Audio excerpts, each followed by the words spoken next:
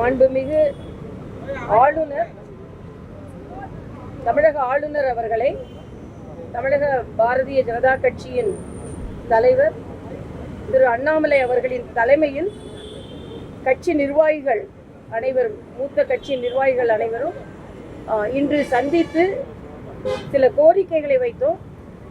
ஏனென்றால் இப்பொழுது இந்த கள்ளக்குறிச்சியில் நடைபெற்றிருக்கின்ற இந்த விஷ சாராயத்தினால் மக்கள் இறந்து கொண்டிருப்பதும், பல நூற்றுக்கணக்கான மக்கள் பாதிப்படைந்திருப்பதும், தமிழக அரசு அதை இட்டு செல்லுகின்ற முறை சரியாக இல்லை என்பதுதான் எங்களது கருத்து. இதில் திராவிட முன்னேற்ற கழகத்தை சார்ந்தவர்களை ஈடுபட்டு இருக்கிறார்கள். அவர்கள் சிபிசிஐடி விசாரணைக்கு உத்தரவிட்டிருக்கிறோம் என்று சொல்கிறார்கள். இதில் எங்களுக்கு நம்பிக்கை இல்லை. ஏனால் மாநில அரசை தாண்டி அவர்கள் எதையும் கண்டுபிடிக்க போவதில்லை. அதனால் சிபிஐ என்கொயரி வேண்டும் என்று, விசாரணை வேண்டும் என்பதுதான் எங்களது தீர்க்கமான ஒரு கோரிக்கை. அதை இங்கே நாங்கள் வைத்திருக்கிறோம். அதே மாதிரி அங்கே சிகிச்சை பெற்று வருபவர்களில் பல பேர் கண் பார்வை இழந்திருக்கிறார்கள். பல பேர் இன்னும் அபாயகரமான சூழ்நிலையில் இருந்து கொண்டிருக்கிறார்கள். ஜிப்மர் மருத்துவமனைக்கு சில பேர் அனுப்பப்பட்டிருக்கிறார்கள்.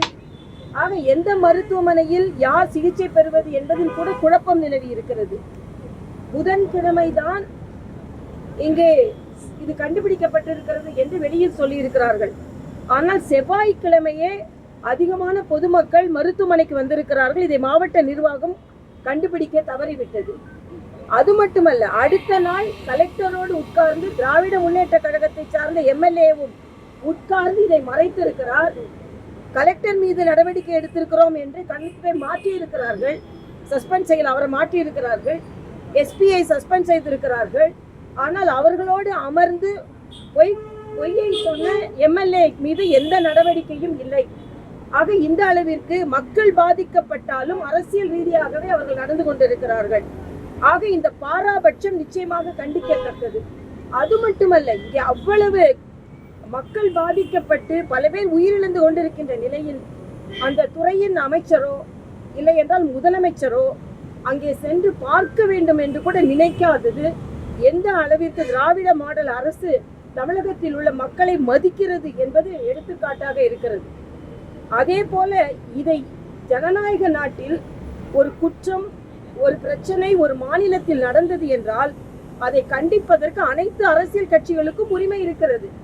ஆனால் பாரதிய ஜனதா கட்சியை சார்ந்த தலைவர்கள் இதற்கு எதிர்ப்பு தெரிவிக்கும் பொழுது அவர்கள் போராடுவதற்கு அனுமதிக்கவில்லை. அவர்கள் போராட்டத்திற்கு செல்வதற்கு முன்னாலேயே அவர்கள் கைது செய்யப்பட்டார்கள். அது மட்டுமல்ல, அவர்கள் காவல்துறையினரால் மிக மோசமாக நடத்தப்பட்டார்கள். பெண்கள், ஏனென்றால் இது எரிசாராயத்தையும் விஷச்சாராயத்தையும் பற்றியது, அதனால் பெண்கள் அதிகமாக கலந்து கொண்டார்கள். பெண்கள் கைதாகி இருக்கிறார்கள் என்று கூட பாராமல் 10 மணி வரைக்கும் அவர்களை வைத்து அதற்கு பின்பு அவர்களை விடுதலை செய்திருக்கிறார்கள்.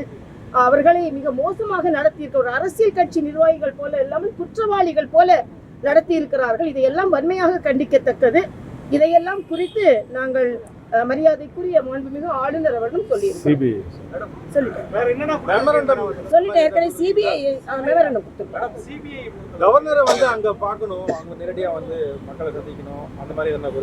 இல்ல, நாங்க எங்களோட கோரிக்கையை நாங்க கொடுத்தோம். ஏன்னா கவர்னர் தான் உச்சபட்ச அதிகாரம் படைத்தவர் இங்கே. அதனால அவர் அவர்கிட்ட இந்த மாநிலத்தில் இவ்வளவு நடக்குது, அவரும் வருத்தத்தை தெரிவித்தார்.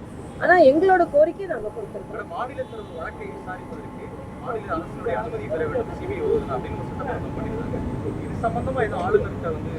அதுதான் நாங்க அதனாலதான் ஆளுநர்கிட்ட கொடுத்திருக்கோம்.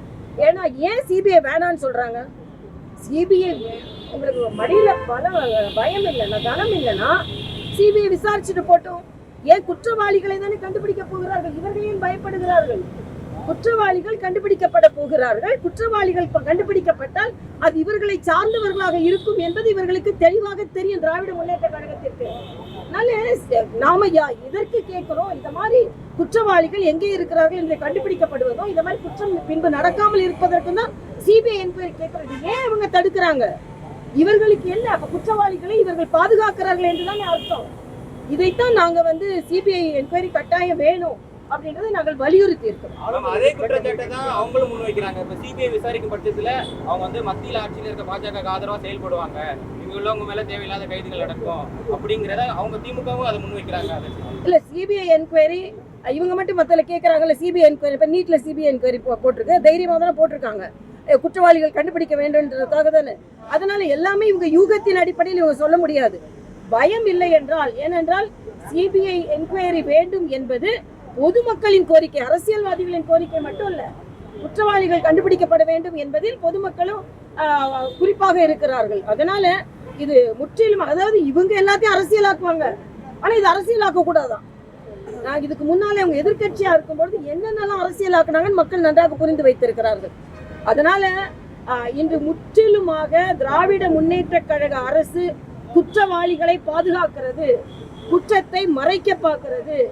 குற்றவாளிகள் அவர்கள் முற்றிலுமாக அவர்கள் தொடர்புடையவர்களாக இருப்பதனால் சிபிஐ என்கொயரி வேண்டாம் என்று சொல்கிறார்கள். ஏன் எல்லாவற்றிற்கும் மேலாக ஏன் முதலமைச்சர் அந்த இடத்திற்கு போகலன்னு நான் கேட்கிறேன். ஒரு முதலமைச்சர் போய் இத்தனை இறப்புகள் நடந்திருக்கிறது, ஒரு ஆறுதல் சொல்லதுக்கு முதலமைச்சர் போக மாட்டாரா? துறை அமைச்சர் போக மாட்டாரா? துறை அமைச்சர் தார்மீக பொறுப்பேற்று அவர் உடனே விலக வேண்டும். ஏன்னா அவருக்கு எந்த தார்மீக உரிமையும் இல்லை அவர் இன்னும் அமைச்சராக தொடர்வதற்கு. தெரிவித்துக் கொள்ளும். ஒரு மணி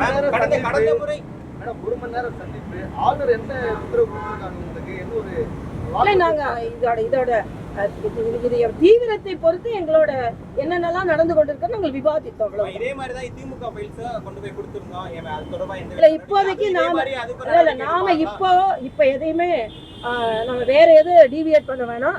நம்மளுக்கு இப்ப இன்னைக்கு எல்லாரும் மனக்கவலையாக இருக்கிறது கருணாபுரத்திற்கு ஒரு கருணை கிடைக்காதான்றதுதான், கள்ளக்குறிச்சிக்கு ஒரு நியாயம் கிடைக்காதா என்பதுதான். ஆக நியாயம் கிடைக்கவில்லை என்பது பொதுமக்களின் கருத்து, எங்களின் கருத்து, அரசியல் கட்சிகளின் கருத்து.